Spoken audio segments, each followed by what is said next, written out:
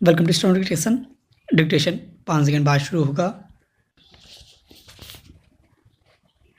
Ready start. जीवन यात्रा के प्रत्येक मोड़ पर मनुष्य प्रतिकूल परिस्थितियों से संघर्ष करता है। इसके फलस्वरूप व्यक्ति में एक प्रकार का असंतोष और उदासी व्याप्त हो जाती है। यह बात आज के युवाओं पर भी सटीक बैठती है, जो तमाम प्रयासों के बावजूद सफलता न मिलने पर निराशा और अवसाद के शिकार हो जाते हैं। अध्ययन की पूर्णता के बाद रोजगार न मिलने पर समझ लेते हैं कि अब सब कुछ समाप्त हो गया है। यह चिंतन और सोच न तो सही है और न समाधान। युवाओं को समझना होगा कि हर प्राणी की तरह उसने भी अपना जीवन शून्य से शुरू किया था। समय के साथ अपनी लगन और परिश्रम से व्यक्ति को उसका फल अवश्य प्राप्त होता है। ऐसे में यह धारणा मन में घर नहीं करने देनी चाहिए कि जीवन के एक पड़ाव पर सफलता न मिलने से समग्र जीवन ही व्यर्थ हो गया है। निस्संदेह ऐसी निराशा से उबरना आसान नहीं है। यही सकारात्मक शक्ति की भूमिका प्रत्यक्ष होती है। यही सकारात्मक शक्ति नकारात्मकता पर प्रहार कर हमारे जीवन को सही दिशा देने में सक्षम होती है। यह भी सदैव स्मरण रहे कि जीवन में कुछ भी स्थायी नहीं। कभी सफलता आपकी दासी होती है तो कभी असफलता सामने आकर चिढ़ाती है। यह प्रकृति का शाश्वत नियम है कि दोनों स्थितियां एक साथ विद्यमान नहीं रहती हैं। समस्याओं का मुकाबला करने से ही उन पर विजय प्राप्त की जा सकती है। सकारात्मक शक्ति के दम से ही मुश्किल वक्त में मिला अनुभव भी हमें काफ़ी कुछ सिखाता है। अनुभवजन्य यही ज्ञान, अच्छे विचार, अच्छी आदतें हमारे भीतर सात्विक क्षमता का संचार करते हैं, जो जीवन की नियति को सही आकार देते हैं।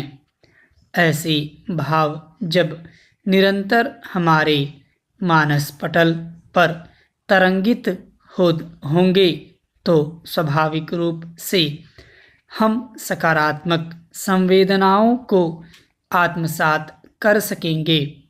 इतिहास साक्षी है कि सकारात्मक सोच ने ही तमाम साधारण जनों को असाधारण बनाने का कार्य किया है। चेंज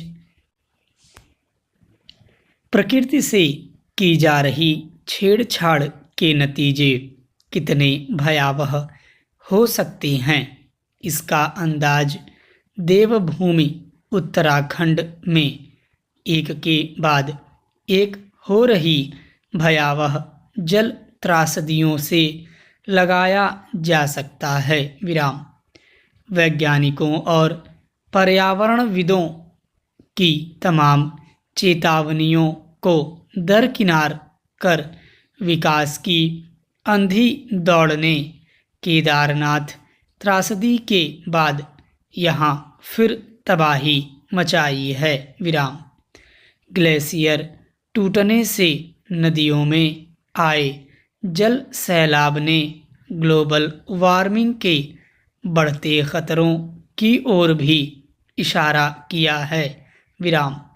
जल तांडव से तपोवन बांध व इस पर बना हाइड्रो पावर प्रोजेक्ट तबाह हो गया। विराम। जन हानि की तो अभी गिनती ही हो रही है। विराम। बचाव कार्य पूरा होने पर ही पूरी तस्वीर सामने आएगी। Para change. चमोली की ऋषिगंगा घाटी में फटे ग्लेशियर से जल प्रवाह कम नहीं होता तो हालात और भयावह हो सकते थे। विराम। यह बात सही है कि जल आपदा की दृष्टि से समूचा उत्तराखंड ही संवेदनशील है। विराम। यहाँ दूरवर्ती व ऊंचाई वाले कई इलाकों में तो आपदा के वक्त राहत पहुंचाना भी मुश्किल काम होता है। विराम।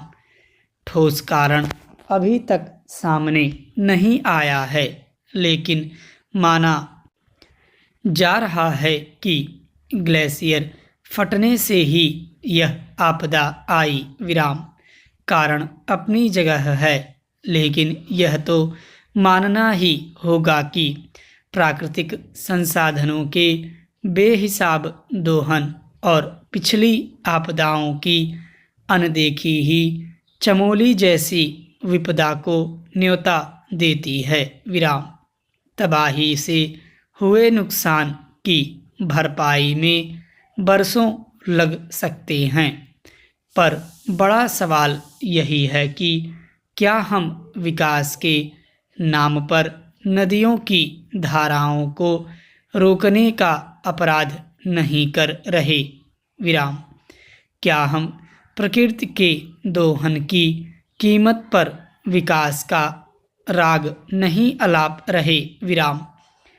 इन सवालों का जवाब हाँ में ही मिले होगा, क्योंकि हिमालय क्षेत्र में बढ़ते तापमान से ग्लेशियरों पर खतरे की समय समय पर दी जाने वाली चेतावनियों की अनदेखी होती रही। विराम। देहरादून हाई कोर्ट की रोक के बावजूद पावर प्रोजेक्ट के लिए विस्फोट होते रहे। विराम। राजनीतिक अर्थशास्त्र की चिंता करने वालों को शायद इसकी परवाह ही नहीं होती। विराम। दरअसल हमारे यहाँ विकास का मॉडल ही प्राकृतिक साधनों का बेहिसाब दोहन बनता जा रहा है। विराम। राजनेताओं, नौकरशाहों और पूंजीपतियों का गठजोड़ जन आंदोलनों से बेपरवाह हो पर्यावरणीय खतरे की चेतावनियों को नज़रअंदाज करता है। Para change. जंगल, पहाड़ों व नदी नालों में मानव जनित बदलाव की भारी कीमत चुकानी पड़ सकती है। इस बात पर विचार करना जरूरी है। विराम। ग्लेशियरों पर अध्ययन के लिए तमाम अध्ययन चिताते रहे हैं कि अनदेखी जारी रही तो ऐसी तबाही होती रहेगी। विराम। प्राकृतिक आपदाओं और उनसे होने वाली तबाही के कारण तो समय समय पर सामने आते रहते हैं, लेकिन ऐसे खतरों से बचाव की दिशा में काम करने की ज़रूरत है। स्टॉप।